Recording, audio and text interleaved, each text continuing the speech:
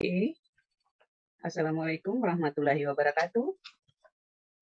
Ladies and gentlemen, I will present a summary of the results of our research with the title Demand Analysis of Green Input for Local Beef Cattle. I'm Femi, and my team, Agustinus Lomboan, Aneta Rincak, and Juki Poli.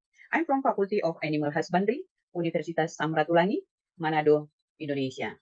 And as introduction, environment issues have now become the concern of many groups, both government and companies. Busy people who were pro-environment had a high commitment to implementing green marketing. This had also been supported by government policy recharging the Indonesian national standard for organic food system. Green in this case was pro-environment as well as the development of beef cattle. And farmers who were for environment had a high commitment to implementing green marketing, which carried out marketing communication in order to survive, gain a larger market share, and advance the livestock business. This condition shows that cattle farming was competitive by utilizing green marketing. And beef cattle farm also need attention regarding the implementation of green marketing, including those related to green input. Demand for green input tends to be related to feed because we cannot always be prepared by local beef cattle farmers. And the problem was the what extent green input was implemented by the community in Minahasa Regency. And next, the purpose of the study was to analyze the application of green input and the factor that influences beef cattle production. And, and then material and method. The method used our survey method and published data studies which were conducted in Minahasa district. The scope of this research was a beef cattle farming developed using local resources and data collection techniques, where interview and direct observation of local cattle farmers. The location of sample was determined using a purposive sampling method, namely the district with the largest local cattle population. The district chosen was West Tompaso. 30 respondents were determined using the purpose sampling method, namely local cattle farmers who utilize green inputs in developing local cattle business. Green input in this research was the use of organic feed, namely corn pans, and lettuce grass.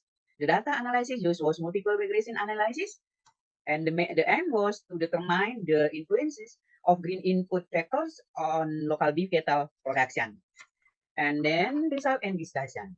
Based on the result of multiple regression analysis, that the intercept value as in equation 2 was 6.53, meaning the without the use of inputs, the local production of beef cattle was 6.53. The regression coefficient value for the land area variable or x1 was minus 0.11, meaning that every 1% increase in land area causes local beef cattle production to decrease by 0.11%, ceteris paribus, or other factor were considered constant.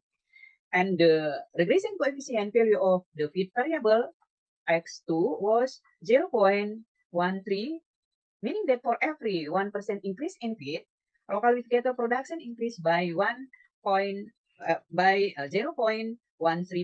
ceteris paribus, and same other factor which considered constant. And the regression coefficient value for the labor variable x3 was 1.11, and meaning the every 1% increase in working hour causes local beef cattle production to increase by 1.11%, ceteris paribus. And the regression coefficient value of dummy variable, and D1, farmer who had a cow, and 2, farmer who does not have a cow. is 0.52, meaning that every 1% increase in co-ownership causes local beef cattle production to increase by 0.52%, ceteris paribus, or other factor were considered constant. And the conclusion, based on the result, it can be concluded that the demand for green input was mainly related to feed, and green input factor consisting of land, feed, labor, and ownership of main co had significant effect on local beef cattle production. And thank you for your attention.